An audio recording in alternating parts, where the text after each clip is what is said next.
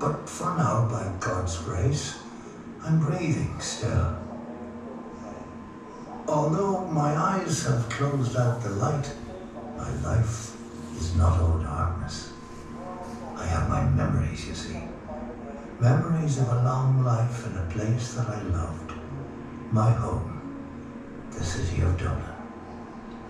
I was born in 1460 and christened here in St. Michael's Church. My father was a merchant and had a stall at Market Cross. One of my earliest memories is playing around the cross while he sold cloth nearby. Rich reds and blues to noblemen, plain thread to the rest of us.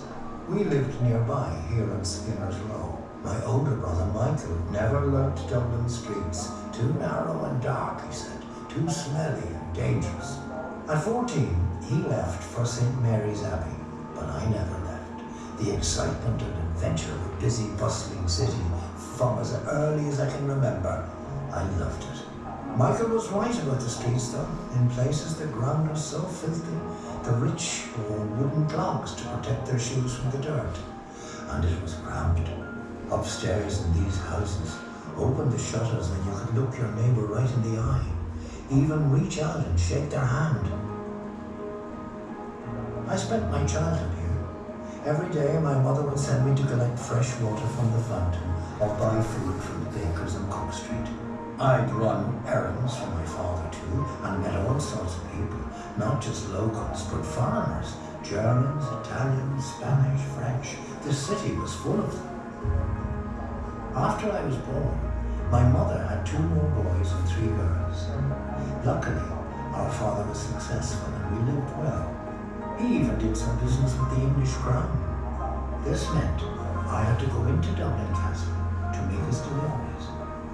Imagine seeing this great building as a youngster.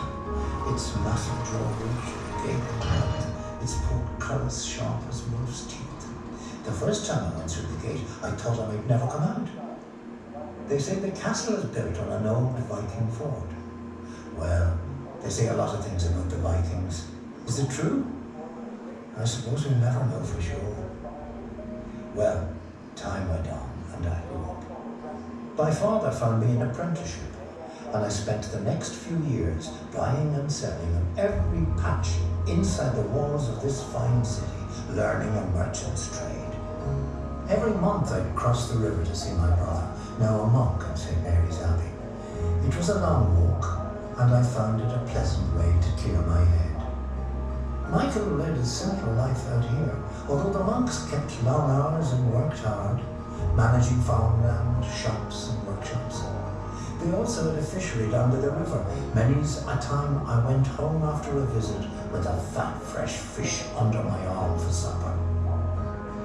Trade was always the beating heart of Dublin City, and this was its lifeblood, the River Liffey. Everything came in and out of it. Glass, jewellery, cloth, furs, food, wine, spices. After 7 years, I completed my apprenticeship and set up my own business, buying and selling. I started by trading fleeces and wool with my father's contacts, but soon branched out to, well, anything that would turn a profit.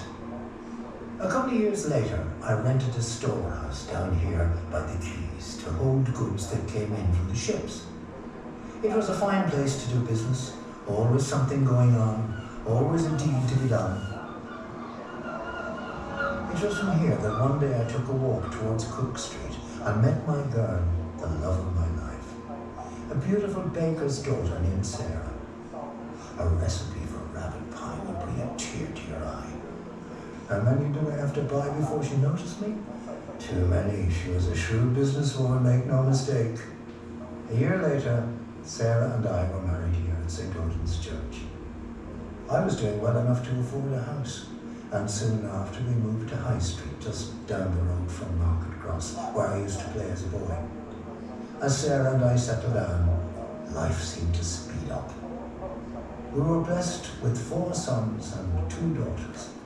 I set up a new store just outside the walls at Fair Green, and it took off from the start.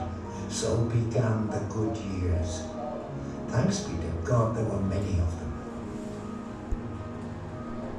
As the children grew up, I put them to work, But, well, they don't stay children very long, do they? All too soon the youngest was grown, and I handed the storehouse over to him. It was a hard decision, stepping back from the merchant's life. But now, instead of spending my days in the city, Sarah and I had time to walk beyond the walls, beyond the tanneries of Thomas Street, beyond St. Thomas Abbey itself, and breathe in the clear air of the countryside. When I mentioned my eldest, Dermot, received God's call, it's true. After studying for many years, he earned a position at St. Patrick's Cathedral. We were so proud of him.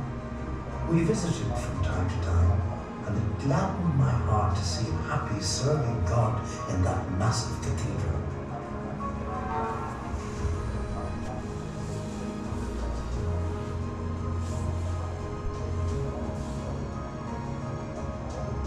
These days I don't venture outside much, and when I do, I stay inside the city walls. Age and time have slowed me down.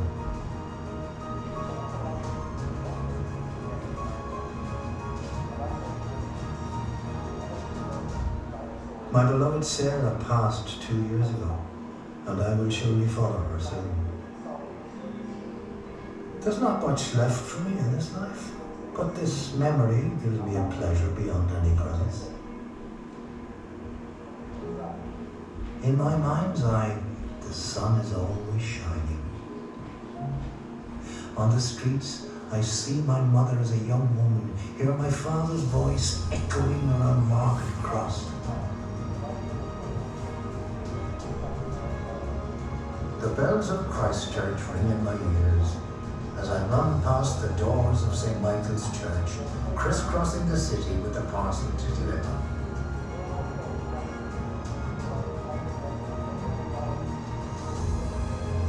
I pass by houses that belong to friends and neighbours, and places where Sarah and I once walked, joking and laughing, as if we were the only two people in the world.